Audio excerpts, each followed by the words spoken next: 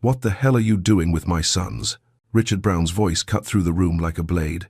Jasmine Clark froze. She was kneeling on the floor, both boys, Caleb and Joshua, pressed against her, their small hands gripping her shirt. Her heart slammed in her chest. "Mr. Brown, please, they were hurting themselves. I was just what?" His voice rose. "I gave you one rule. Stay away from my children. Was that too complicated?"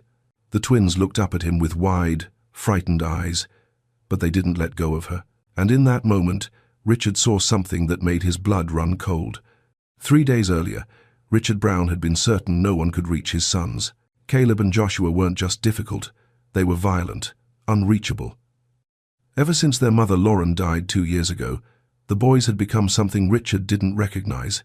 They bit, they scratched, they screamed until the walls shook. 17 nannies in 8 months. All of them quit. Richard spent over $400,000 on specialists. Nothing worked, so he stopped trying. He hired Jasmine Clark to clean his house, not to fix his children.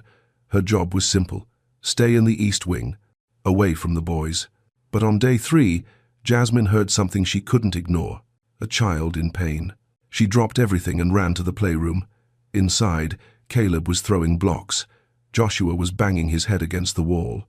The current nanny was locked in the bathroom, crying. Jasmine didn't call for help. She sat down on the floor between them, closed her eyes, and started humming an old hymn her grandmother used to sing. Trouble don't last always. Within minutes, both boys were asleep in her arms. That's when Richard walked in. He'd gotten a frantic call about another episode. He came home expecting chaos. Instead, he found his violent, unreachable sons peaceful in the arms of a woman he'd hired to clean floors. "What the hell are you doing with my sons?" Jasmine stood carefully. "Mr. Brown, they were hurting themselves. I just sat with them." "You had no right." His voice was ice. "Get out. You're done." She didn't argue. She knelt down one last time. "I have to go, sweethearts. But you're going to be okay." Caleb's eyes opened. His small voice broke. "Like Mama?" Jasmine's tears fell. "No, baby. Not like Mama. I promise." She walked out.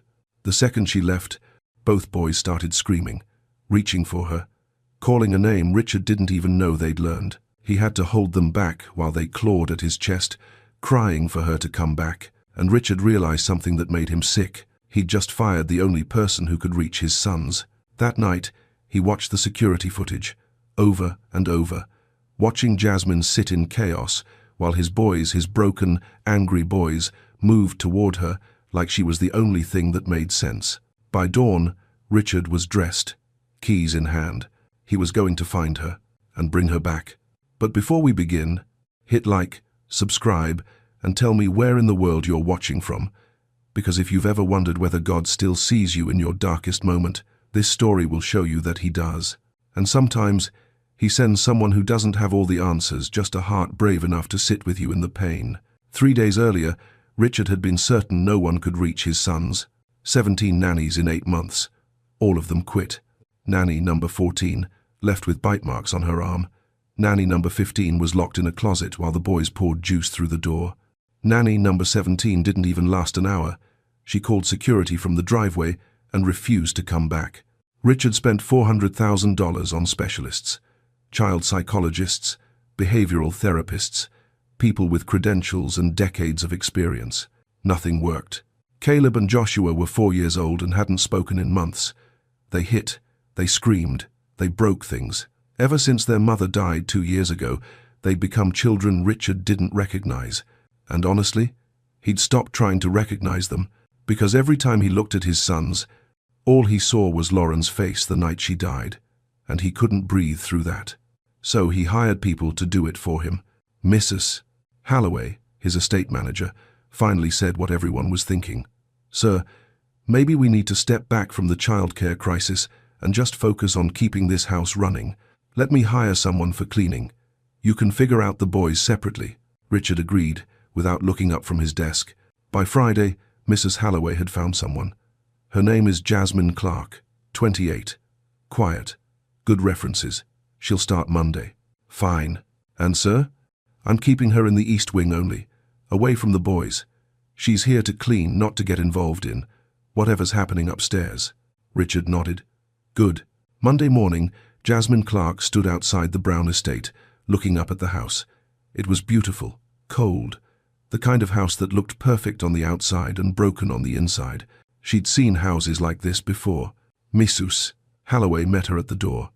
"You'll work in the East Wing living room, kitchen, main hallways. The West Wing is off limits. That's where the family's private quarters are." "The children?" Jasmine asked.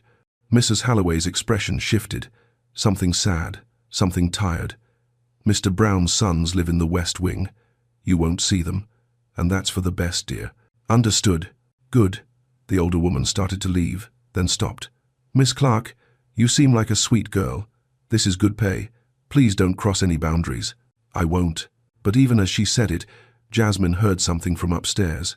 A crash, then another, then a child's voice, high and desperate, breaking apart. Mrs. Halloway's face went tight. "Just ignore that. It'll pass." She left. Jasmine stood alone in the hallway, gripping her mop, listening to the sound coming from upstairs. Crashes, screaming, not anger, something deeper, pain. She'd heard that sound before, in her own voice, 22 years ago, after the fire that killed her parents. Jasmine forced herself to start cleaning, but the sound wouldn't stop. And something inside her knew. Someone upstairs was screaming, and no one was listening. Day one was quiet. Jasmine cleaned with careful hands. Hardwood floors, marble counters, rooms that were perfect and empty at the same time. She noticed things. Photos of a beautiful blonde woman everywhere, laughing, glowing, alive. But all of them were old. 2 years, maybe more. No recent pictures, no children's drawings on the refrigerator, no toys left out. No signs that a family actually lived here. Just silence. And from upstairs, occasionally, the sound of something breaking. Day 2 was the same. Jasmine kept her head down, stayed in the East Wing like she'd been told, but she couldn't stop hearing it. Crashes from the West Wing, screaming, then long stretches of nothing. She saw the current nanny once, a young woman with dark circles under her eyes, moving through the hallway like she was walking through a war zone. "Are you okay?" Jasmine asked. The woman looked at her like she'd asked something insane. "Stay away from those boys," she whispered. "They're not right." Then she disappeared up the stairs. Jasmine went back to mopping, but her chest felt tight. Something was wrong in this house. Something deeper than dirt or disorder. Day 3 started the same. Jasmine was cleaning the second-floor hallway, close to the West Wing, but not crossing the invisible line Mrs. Halloway had drawn. Then she heard it. Not a tantrum, not anger. The sound of a child breaking. Crash, crash, crash. Rhythmic, desperate. Then screaming raw, painful, like something inside was tearing apart. Jasmine's hands froze on the mop handle. She knew that sound. Footsteps pounded past her. The nanny, mascara streaking down her face, ran into the bathroom and locked the door. "I can't," the woman sobbed from inside. "I can't do this anymore." Jasmine stood there, heart racing. Mrs. Halloway was downstairs. Mr. Brown wasn't home, and upstairs, a child was hurting. She dropped the mop. Her feet moved before her brain could stop them. The playroom door was half open. Inside, one boy was throwing wooden blocks at the wall. Not hard, just lost, like he didn't know what else to do with his hands. The other boy sat in the corner, rocking back and forth, banging his head against the bookshelf. Slow, steady, trying to make something stop that wouldn't stop. The room was destroyed, toys everywhere, books ripped, a picture frame on the floor, glass shattered, the blonde woman's face smiling up from the wreckage. The boys didn't even see Jasmine. They were trapped somewhere inside themselves. She remembered that place.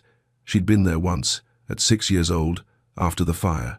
Jasmine didn't call for help, didn't grab them, didn't shout. She walked into the room, sat down on the floor between them, and closed her eyes. For 5 minutes, she just breathed. Then, softly, she started to hum. An old hymn, the one her grandmother used to sing when the world felt too big and too broken. Trouble don't last always. The boy throwing blocks slowed. The one banging his head stopped. Both of them turned toward her voice. And slowly, so slowly, they moved closer. One leaned against her left side, the other against her right. Jasmine's arms came around them without thinking. "I know," she whispered. "I know it hurts." That's when she heard the footsteps. Heavy, fast, angry. The door slammed open. Richard Brown stood there, phone in his hand, fury in his eyes. And Jasmine knew. She'd just crossed the line she wasn't supposed to cross. "What the hell are you doing?" Richard's voice wasn't loud. It was cold, sharp. The kind of anger that cuts deeper than shouting. Jasmine looked up, still holding the boys. Her heart slammed against her ribs. "Mr. Brown, please. I gave you one instruction." He stepped into the room. "Stay away from my sons. One simple instruction. Was that too difficult?" The boys whimpered and pressed closer to Jasmine. She stood slowly, carefully, trying not to disturb them. "Sir, they were hurting themselves. I heard them and You just what? Decided you knew better than everyone I've paid to help them." His eyes went to the destroyed room, the blood on Joshua's forehead, the welts on Caleb's hands. "Are they hurt? Did you?" "No." Jasmine's voice was steady. "I didn't touch them until they were ready. I just sat with them." Richard stared at her, at his sons, quiet now, holding on to this woman like she was the only solid thing in their world. "You don't know anything about my sons," he said, his voice lower now but no less final. "You've been here 3 days. I know what it looks like when a child is grieving and no one speaks their language." The words hung between them. Richard's jaw clenched. "Get out. You're done here. Mrs. Holloway will handle your final pay." Jasmine didn't argue. She knelt down, looked at Caleb and Joshua. Their eyes were wide, scared. "I have to go, sweethearts," she whispered. "But you're going to be okay. I promise." Caleb's small voice cracked. "Like Mama?" The question stopped everything. Jasmine's eyes filled with tears. She touched his cheek gently. "No, baby, not like Mama. I'll be okay. I promise." She stood, walked past Richard without looking at him. The second she crossed the threshold, both boys started screaming. "No, Jazzy, come back." They tried to run after her. Richard had to grab them, hold them back. Their small fists pounded his chest. Their voices ripped through the house, raw and desperate. "Please, don't go. Don't leave us." Richard held them tight, but they fought him, screaming, reaching toward the empty doorway. And Richard felt something crack inside his chest, something he'd kept locked for 2 years. Because his sons weren't screaming at Jasmine leaving, they were screaming because everyone they loved left, and he'd just made it happen again. In the hallway, Mrs. Holloway stood with an envelope. "I tried to warn you," she said quietly. Jasmine took the envelope without opening it. Her hands were shaking. "They're not bad children, Mrs. Holloway. They're just scared. Mr. Brown won't hear that." "He should," Jasmine's voice broke, "because he's teaching them to grieve alone. And that's the cruelest thing you can do to a child." The screaming upstairs got louder. Mrs. Holloway looked up, then back at Jasmine. "What did you do in there? In all my years I've never heard them sound like that." "I didn't do anything." Jasmine wiped her eyes. "I just didn't run away." Upstairs, Richard sat against the wall, both boys finally exhausted in his arms. They'd screamed for 20 minutes straight. Now they just hiccuped and shook, faces buried in his shirt. The room still smelled like lavender. Like her. Caleb clutched the blue cleaning cloth Jasmine had dropped. Joshua's fingers gripped the air, reaching for something that wasn't there anymore. Within minutes, both boys were asleep. Richard sat there, staring at nothing. It was the first time he'd held them like this in over a year, the first time they'd let him, and it only happened because they were broken. He looked down at their faces. Lauren's eyes, Lauren's nose, Lauren's everything. His chest felt tight. He pulled out his phone, opened the security app, found the footage from 20 minutes ago, and watched. Jasmine walking into chaos, blocks flying past her head. She didn't even flinch. She sat down, closed her eyes, just breathed while the world fell apart around her. Then the humming started. His sons stopped, turned, moved toward her like she was gravity. Richard's hands trembled as he watched. He whispered to the empty room, "What did you do?" But even as he said it, he knew that was the wrong question. The right question was, what did they see in you that they don't see in me? Richard didn't leave the playroom for hours. He sat on the floor with his sons, sleeping in his arms, afraid that if he moved, they'd wake up screaming again. The house was quiet now. Too quiet. By 11, Mrs. Holloway knocked softly. "Sir, should I help you get them to bed?" "No." His voice was rough. "I've got them." He carried the boys to their room, one at a time, laid them in their beds.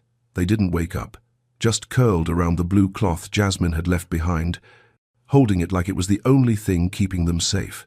Richard stood there watching them sleep. When was the last time he'd tucked them in? When was the last time he'd been in this room after dark? He couldn't remember. Downstairs, Richard went to his study, closed the door, sat at his desk in the dark. He opened his laptop and pulled up Jasmine's file. It was thin, almost empty.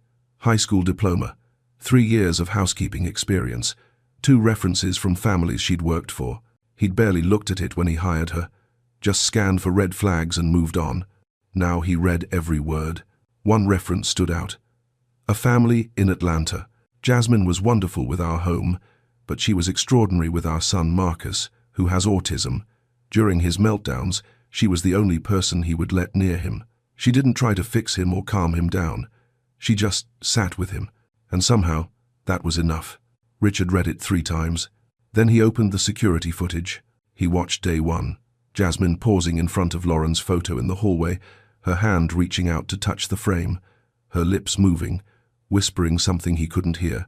Day 2, the boys having a tantrum downstairs, Jasmine stopping mid-task, her whole body tense, like every instinct was telling her to go help, but she didn't. She forced herself to stay in the East Wing like she'd been told. Day 3, the moment everything changed. Richard watched her walk into the playroom, watched blocks fly past her head. She didn't flinch, didn't hesitate.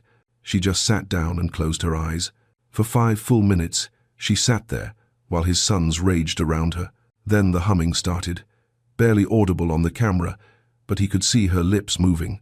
His son slowed, stopped, turned toward her, and moved closer, like she was the only thing in the world that made sense. Richard zoomed in on her face. Her eyes were closed, but tears were running down her cheeks. She wasn't performing. She wasn't trying to fix them. She was surviving with them. He watched the footage again and again. At midnight, Mrs. Halloway brought him tea. "Sir, you need to sleep." They slept, Margaret. His voice cracked. For the first time in weeks, they slept without medication, without 2 hours of screaming.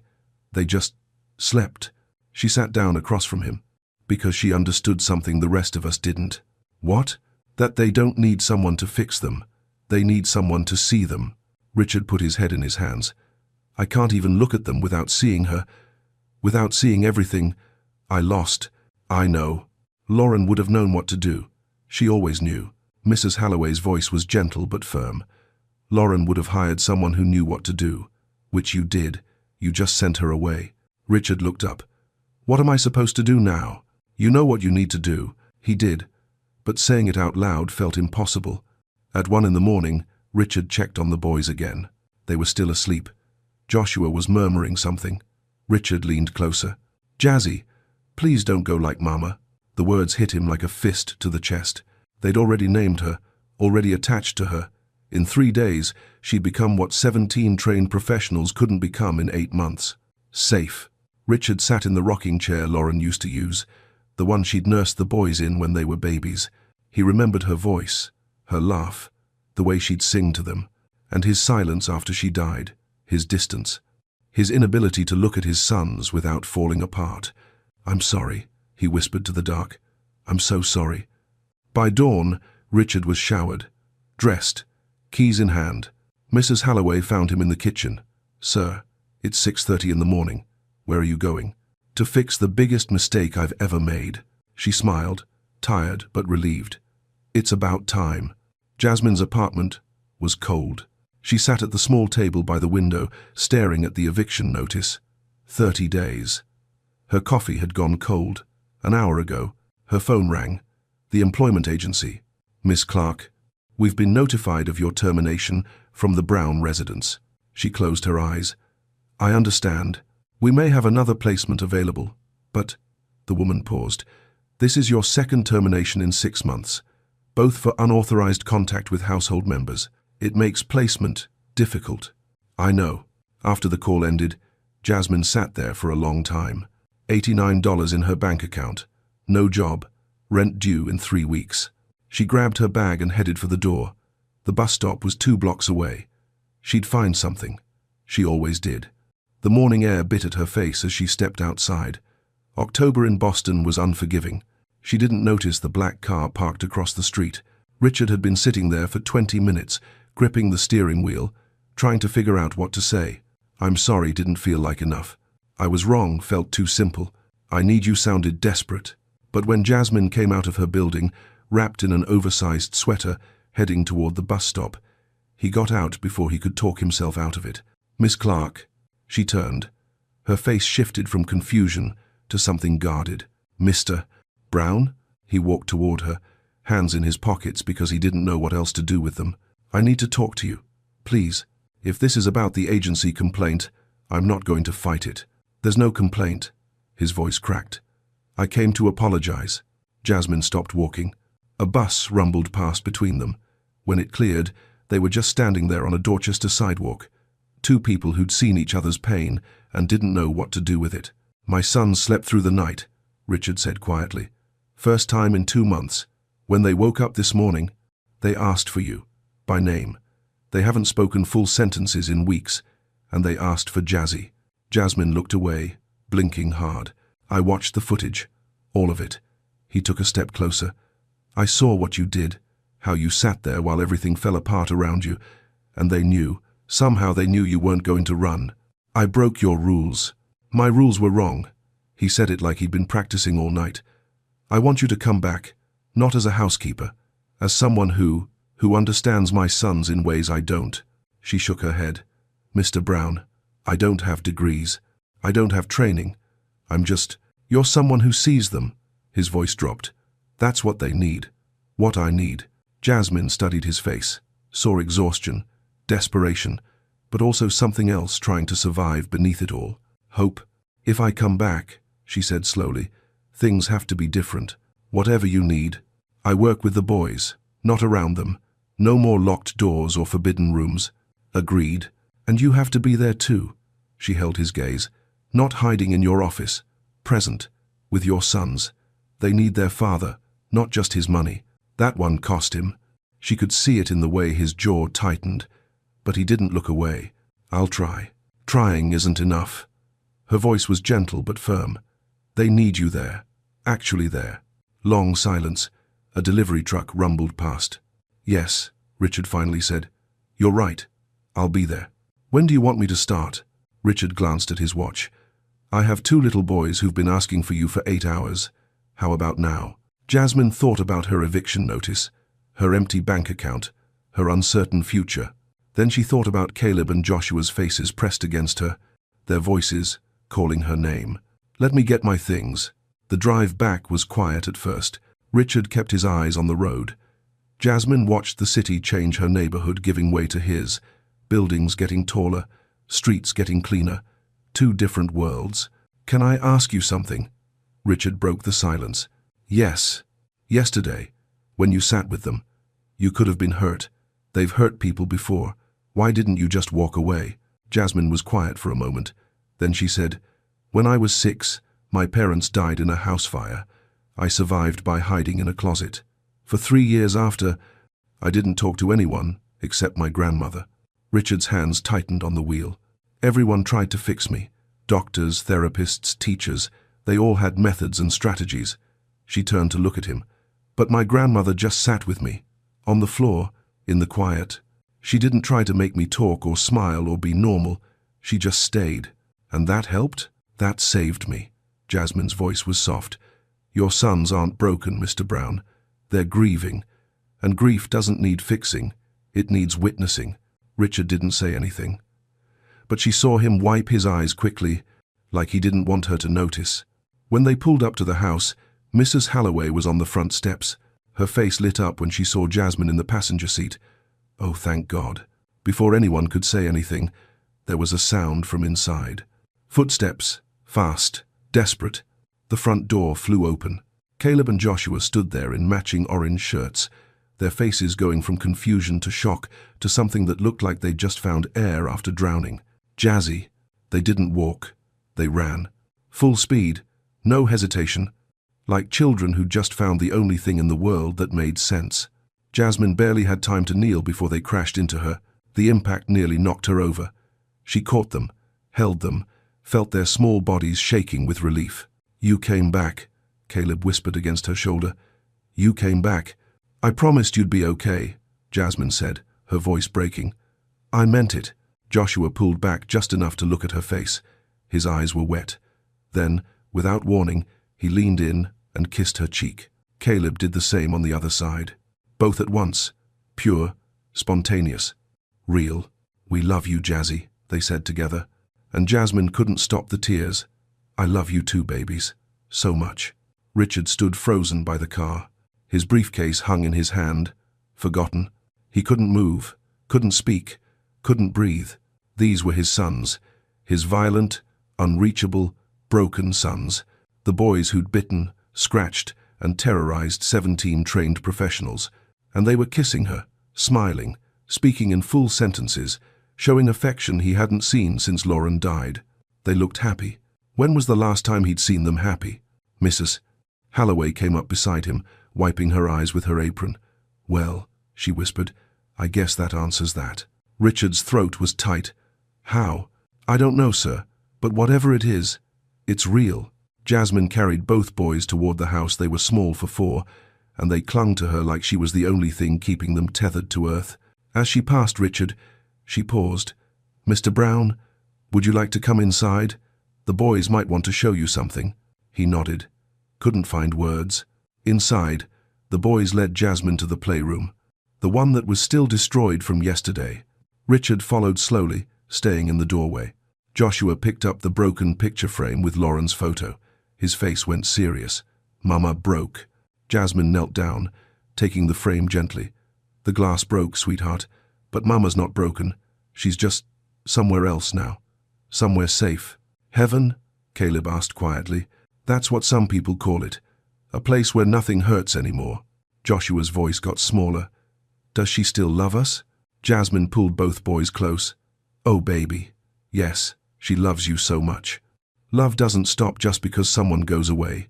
It stays, right here." She touched Joshua's chest, then Caleb's. "Forever." Caleb looked up at her. "How do you know?" "Because my mama and daddy went to heaven when I was little, and I still feel their love, every single day." Richard's chest felt like it was caving in. This was the first time anyone had talked to his sons about Lauren directly. He'd forbidden it, thought it would upset them. But they weren't upset. They were processing. Jasmine looked up and saw him standing there.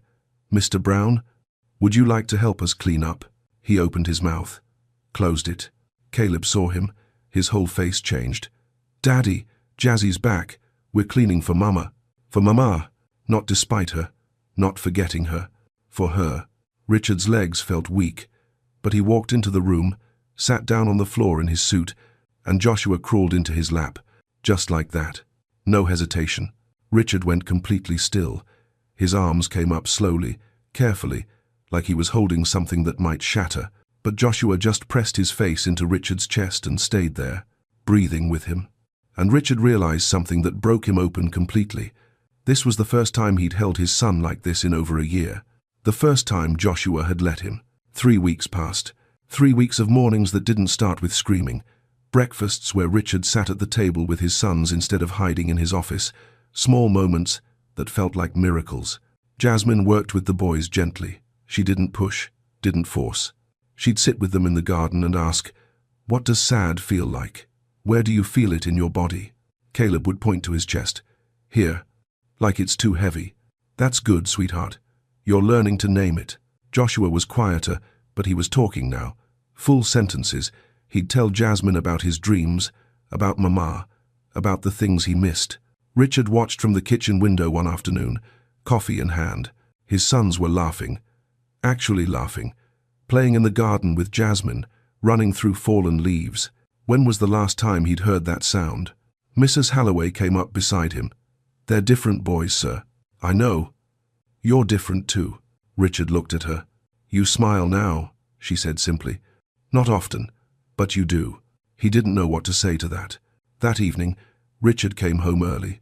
Something he'd been doing more often now. He'd read to the boys before bed stories about brave knights and dragons, about children who got lost and found their way home.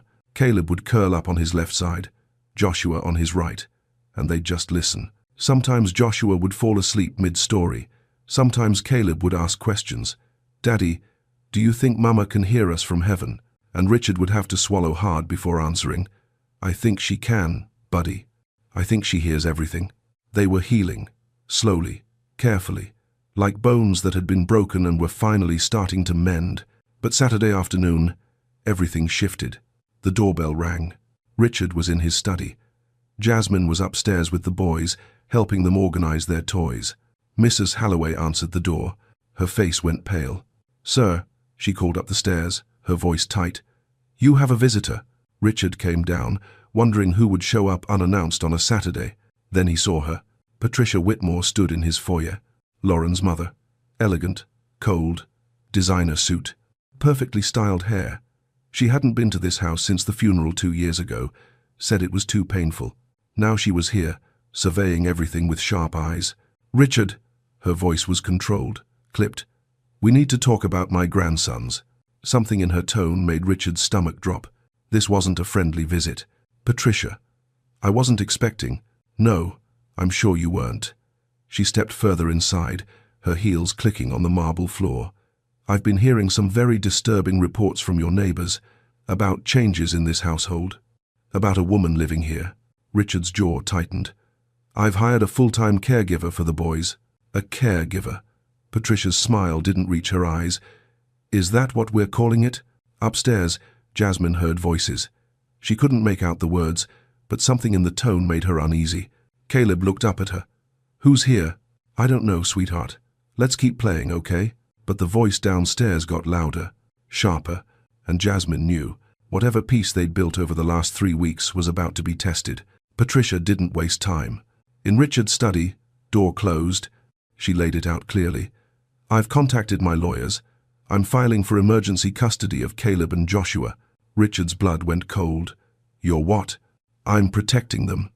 Her voice was calm, certain. "From whatever this situation is that you've created. A young woman living in this house with you and my grandsons. It's inappropriate, Richard, and when the courts hear about it, she's their caregiver. She's helped them more than anyone. She's a housekeeper with a high school diploma." Patricia's eyes narrowed. "And she's black, Richard.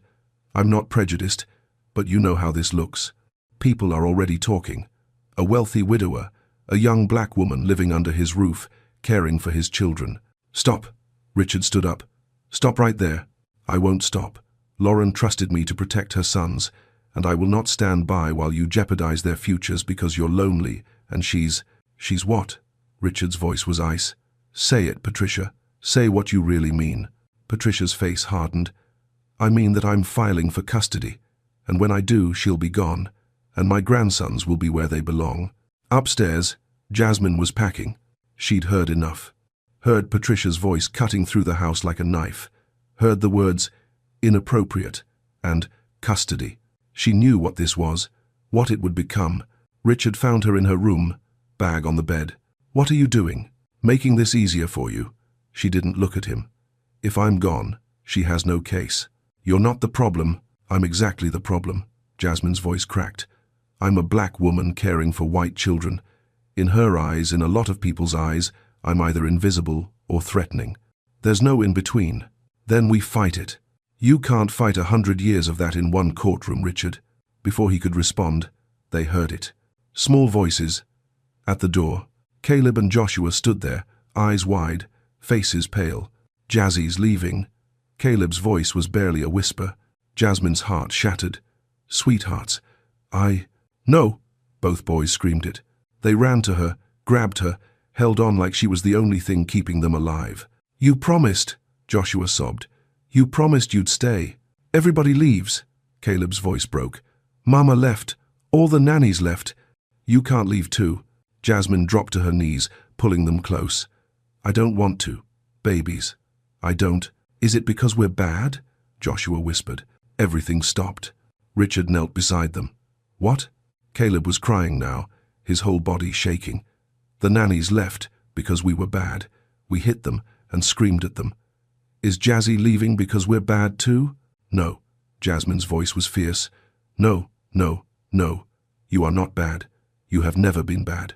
"But we hurt people," Joshua said. "We broke things. We screamed. Because you were hurting, Jasmine said, cupping their faces. And no one knew how to help you feel better. But that doesn't make you bad. Richard's voice was thick. Boys, I need to tell you something. Something I should have said a long time ago. They looked at him. It's my fault the nannies left. Because I didn't teach them how to understand you. I didn't even try to understand you myself. Why, Daddy? Caleb whispered. Richard's voice broke. Because looking at you hurt. Because you look like Mama, and it reminded me she was gone. So I hid. And that was wrong. So wrong. Joshua crawled into his lap. You were sad like us? Yes. I was sad like you. Jazzy says it's okay to be sad, Caleb said quietly. She says Mama would want us to be happy and sad. Richard looked at Jasmine over their heads. His eyes were wet. She's right, he whispered. She's absolutely right. And in that moment, something shifted. Richard stood, still holding Joshua. We're not hiding anymore. Not from Patricia. Not from anyone. We fight this together. Jasmine shook her head. Richard, if I stay, you could lose them. If you leave, I've already lost them. His voice was steady now. Clear. We do this right. We tell the truth. And we trust that the truth is enough. And if it's not, then we'll deal with it. But we'll deal with it as a family. The word hung in the air. Family. Jasmine looked at the boys. At Richard. At this broken, beautiful mess they'd somehow become. Okay, she whispered. We fight. The custody hearing lasted 3 hours. Patricia's lawyer painted the picture she wanted. Grieving widower, unstable home, unqualified caregiver, creating confusion for vulnerable children. Richard's lawyer presented video evidence. Before Jasmine, violent, non-verbal, isolated boys. After Jasmine, communicative, affectionate, healing children. The judge asked to speak with Caleb and Joshua privately. When he returned 30 minutes later, his face had softened. These children are remarkably articulate about their feelings, he said. They spoke about missing their mother, about being sad sometimes, about how Miss Clark helps them talk about their mama without feeling scared. He read from his notes. Caleb stated, Before Jazzy, we couldn't say Mama's name because Daddy would look too sad. Now we can remember her together. Patricia's face went pale. The judge removed his glasses. Mrs. Whitmore, I understand your concern comes from love, but the evidence shows these children are thriving. This court cares about results, not resumes. Petition denied. 3 months later, Patricia returned. No lawyer, no agenda. She stood on the front steps, holding a handwritten letter. I was wrong, she said to Jasmine directly. I saw what I was taught to see, not what was really there. Jasmine's throat tightened. You were protecting your daughter's memory. I understand that. Lauren would have loved you. Patricia's voice broke. She would have trusted you immediately. I couldn't see past my own grief. They stood there for a moment. Then Patricia reached for Jasmine's hand. Thank you, she whispered, for loving my grandsons when I was too broken to do it right. 6 months after that first doorway moment, Richard stood in the twins' bedroom, holding a framed photograph. It was the picture from that day. Caleb and Joshua in their orange shirts, kissing Jasmine's cheeks while she glowed with joy, her smile radiant, their faces peaceful. Richard had captured it on his phone, speechless, unable to process what he was seeing. Now he understood. He hung the frame on the wall beside photos of Lauren, not replacing her, honoring her by loving her sons the way she would have wanted. That evening, bedtime came with a new ritual. The boys knelt by their beds, hands folded. Caleb spoke first. God bless Mama in heaven.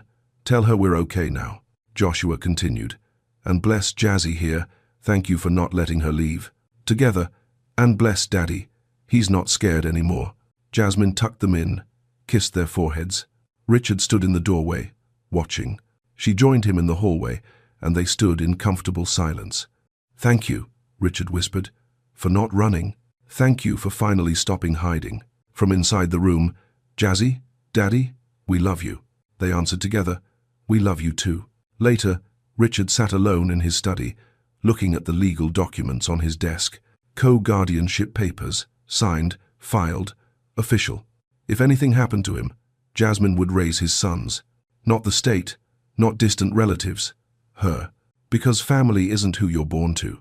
It's who stays when staying is hard. His sons had found their voice. He'd found his way back to fatherhood. And Jasmine had found what she'd been searching for since that fire 22 years ago, a home that wouldn't burn down. Richard looked up at the ceiling, toward where he imagined heaven might be. "I hope you see them, Lauren," he whispered. "I hope you see how loved they are." And in the quiet of that moment, he felt something he hadn't felt in 2 years. Peace. Not because the pain was gone, but because he'd finally stopped running from it. And in that surrender, he'd found something he never expected. Grace. God's perfect timing in the form of a woman who cleaned floors but healed souls. A woman who taught his sons to speak and taught him to listen. A woman who proved that sometimes the greatest love story isn't romance. It's the choice to stay when leaving would be easier. Upstairs, in a room now painted warm yellow instead of cold blue, 2 little boys slept peacefully, dreaming of their mama in heaven. And they're Jazzy here on earth, both loving them, both holding them, both part of the same story of redemption. And in the morning, when the sun rose over Boston, this family, imperfect, unconventional, beautifully broken and healing, would wake up together. And that was enough. More than enough. It was everything.